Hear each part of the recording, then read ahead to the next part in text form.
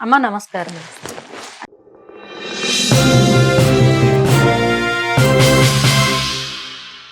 అంటే ఒక్కొక్కరు చేసే వ్యాఖ్యలు ఒక్కొక్కలాగా వైరల్ అవుతుంటాయి. ప్రెజెంట్ అవుతుంది ఏంటంటే, సాయిబాబా ఎక్కడో పాకిస్తాన్ ముస్లిం ఇక్కడికొచ్చారని ఒక నటి చేసిన వ్యాఖ్యలు వైరల్‌గా మారాయి.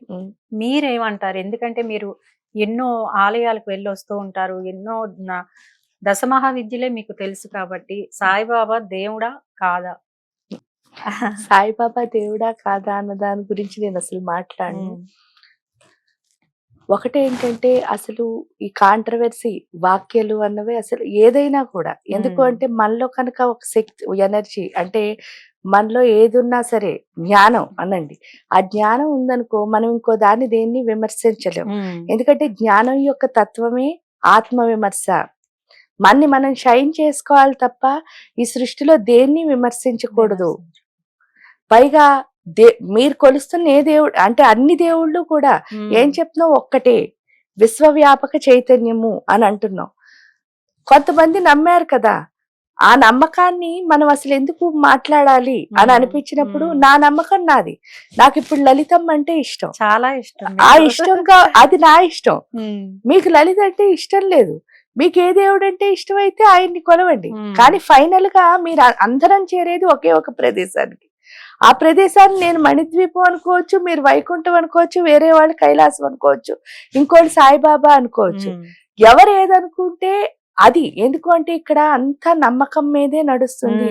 ఎందువల్ల అంటే ఈ సృష్టి మొత్తానికి ఉన్న ఏకైక నిజం పేరేంటిట అంటే అమ్మ. ఎందువల్ల అలా అంటున్నారండి అంటారు. ఏ జీవికైనా సరే అది మీరు నేను ఆడవాళ్ళు మగవాళ్ళు లేకపోతే ఒక చెట్టు ఒక చేమ ఒక పిల్లి ఒక కుక్క ఒక సింహం ఏమీ లేవు.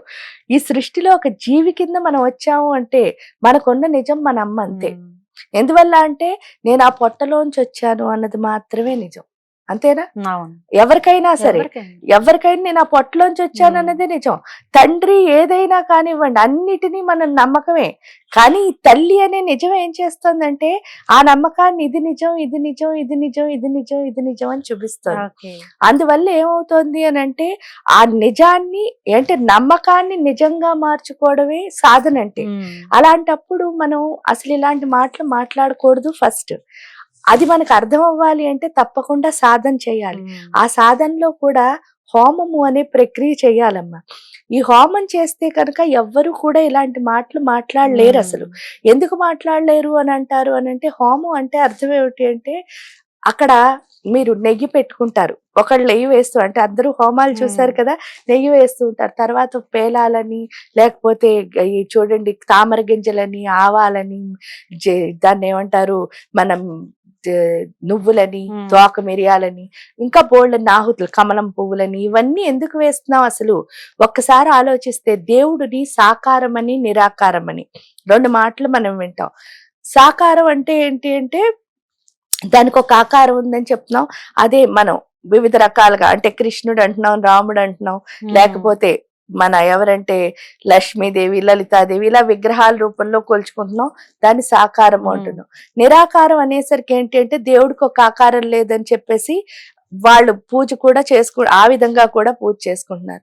మనలాంటి వాళ్ళకి ఇప్పుడు సపోజ్ చూడండి ఇలాంటి కాంట్రవర్సీలు ఎలా వస్తాయంటే కన్ఫ్యూజన్ వల్ల.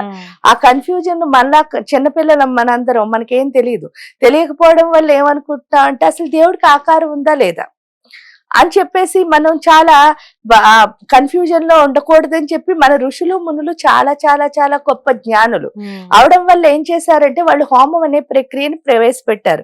అసలు ఈ కన్ఫ్యూజన్ ఎందుకు వస్తుంది అంటే మన నాభి స్థానంలో భయం ఉండడం వల్ల వస్తుంది. మనకి ఏ ఇన్సెక్యూరిటీ ఉందో ఆ ఇన్సెక్యూరిటీని మనం ఏం చేస్తూ ఉంటాం, ప్రకృతి మీద రుద్దుతూ ఉంటాం అంతే మనకున్న భయాన్ని. ఆ భయం ఏదైతే ఉందో అసలు భయం ఎందుకు వస్తుంది అంటే మనందరం అమ్మ పొట్టలోంచే వచ్చాం. చూసారు కదా, అమ్మ పొట్టలోంచి వచ్చినప్పుడు అమ్మ పొట్టలో 9 నెలలు ఉన్నామండి. 9 నెలల కాలంలో మీరు ఒక్కసారి ఏడ్చినట్టు అసలు దాఖలాలు ఉండవు. కానీ లోపల ఉన్న ప్రదేశం చూడండి, చిన్న పొట్ట, లోపలంతా చీకటి, రక్తం మాంసం మురికి వాసనలు, ఒక్కటైనా మంచిదిందా? ఏది మంచిది లేనప్పుడు ఈ పొట్టలో ఎంత హ్యాపీగా ఎందుకు ఉండగలిగాం అంటే ఒకే ఒక కారణం అండి. ఆ కారణం ఏమిటి అంటే అమ్మకి బిడ్డకి ఉన్న అనుబంధం. కనెక్షన్. కనెక్షన్. ఆ కార్డ్ ఏదైతే ఉందో దాన్ని ఏమంటారు అంటే మాయ అని పిలుస్తారు. ఆ మాయ ఏదైతే ఉందో అదే మన ఆనందంగా ఉంచుతుంది.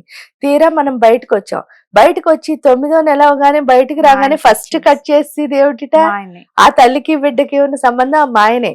ఎప్పుడు కట్ చేశారో భూమి మీదకి రాగానే ఫస్ట్ చేసే పని కూడా మీరు చూడండి, ఏడుస్తాం. ఎందుకు ఏడ్చావండి అంటారు. పుట్టగానే ఏడవడానికి కారణం ఏంటి అంటే బొడ్డు ఎప్పుడు కట్ చేశారో అప్పుడు ఒకటి అర్థం అవుతుందిట. వచ్చి అమ్మ పొట్ట లాంటి చిన్న ప్రదేశంలోకి రాలేదు, ఇంత పెద్ద ప్రదేశం. లోపల్లా చీకటిగా లేదు, వెలుగ్గా ఉంది. లోపలంతా మురికి వాసనలు, బయటంతా మంచి వాసనలు వస్తున్నాయి. ఇదంతా తడి తడిగా, ఎందుకంటే రక్తం మాంసం తడిగా ఉంది. ఈ బయటకు వచ్చేసరికి పొడి పొడిగా ఉంది. అంతేకాకుండా పుట్టావని చూడడానికి ఇలాంటి ఆకారాలన్నీ వచ్చాయి. లోపల ఎప్పుడైనా చూసానా? ఇన్ని కొత్తగా ఒకేసారి చూసేసరికి ఎవరు లేరు, అమ్మలేదు.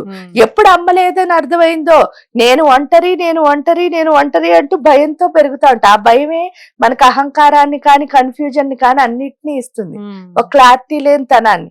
అందుకనే మన ఋషులు మునులు ఏం చేశారంటే వాళ్ళ జ్ఞానంతో ఈ యోగాగ్ని ఎప్పుడైతే ఆ అగ్నికి ఎప్పుడైతే మంత్రం కలుస్తుందో అది గొప్ప యోగం అవుతుంది.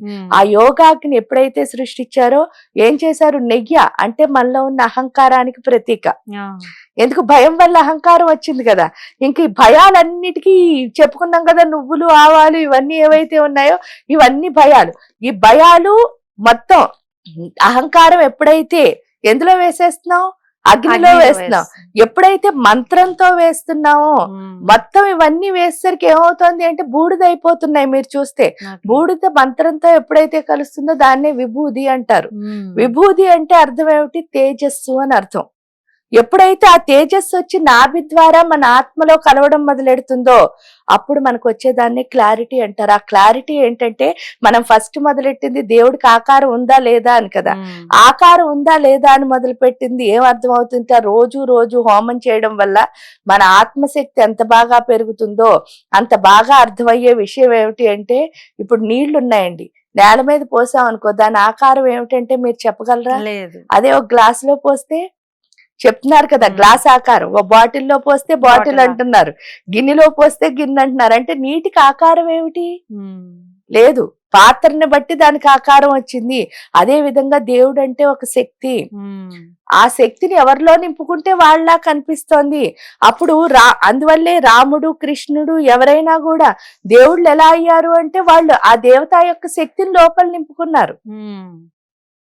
ఆ దేవత యొక్క శక్తిని లోపల నింపుకున్న వాడినే దేవుడు అంటున్నారు. అందుకే హిందూ ధర్మంలో ఇంతమంది దేవుళ్ళు ఉన్నారు. ఎందుకంటే మనకి నేర్పిందే ప్రతి ఒక్క దాంట్లోనూ దైవత్వాన్ని చూడమని. అప్పుడు వీళ్ళు దేవుడు కారు అనడం ఎంతవరకు ఎందుకంటే మనం హిందువులు సనాతన ధర్మాన్ని కనుక ఫాలో అయితే ఈ సృష్టిలో ఉన్న ప్రతి ఒక్క దాంట్లోనూ మనం దేన్ని చూడగలగాలి? దేవుణ్ణి చూడగలగాలి. అదే మనకి హోమం నేర్పిస్తుంది. ఈ కన్ఫ్యూజన్ పోయి క్లారిటీ వస్తే మనకు అర్థమైపోతుంది ఏంటి అంటే దేవుడు అంటే ఒక శక్తి. ఆ శక్తిని మీలో నింపుకుంటే మీలా కనిపిస్తుంది, నాలో నింపుకుంటే నాలా కనిపిస్తుంది. అది నింపుకోవడం మన ఎవరు నింపుకున్నారో వాళ్ళు దేవుడు అవుతారు అంతే. ఆ దేవుడిని మనం చూడగలిగామో మనం కూడా ఎవరవుతాం? మనం కూడా దేవుడు అవుతాం అంతే. దీనికి ఏమిటి అంటే మనం ఏదైనా ఒకటి చేసాము అంటే ఏదైనా కూడా దానివల్ల జ్ఞానం వచ్చి ప్రపంచానికి ఉపయోగపడేది అవ్వాలి తప్ప అసలు ఎందుకు పనికిరాని కాంట్రవర్సీలు చేయకూడదు.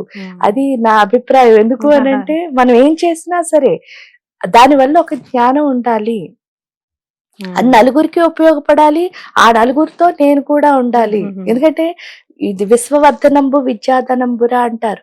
ఎప్పుడైతే ప్రకృతిలోకి మాట వెళ్తోందో, విద్య జ్ఞానం వెళ్తోందో ఆ జ్ఞానం ఏమవుతోంది? వృద్ధి మళ్ళీ మనకి వెనక్కి వస్తుంది. ఎందుకంటే ఆ ప్రకృతిలో మనం కూడా ఉన్నాం కాబట్టి మనం ఎప్పుడు క్లారిటీగా ఉండాలి. సనాతన ధర్మంలో నేర్పిన ప్రతి ఆచారం మనకి క్లారిటీ ఇచ్చేదే. యంత్ర పూజ అనుకోండి, తర్పణం అనుకోండి, ఏదైనా కూడా, హోమం ఇప్పుడు చెప్పుకున్నాం. అలాగే ప్రతి ఒక్కటి మనకు క్లారిటీ ఇస్తుంది. ఆ క్లారిటీ రావాలంటే మనం ఏదో ఒక విద్యని పట్టుకోవాలి. విద్య లేకుండా ఉంటే ఏమవుతాం అంటే ఇలాగే కన్ఫ్యూజ్ అవుతాం.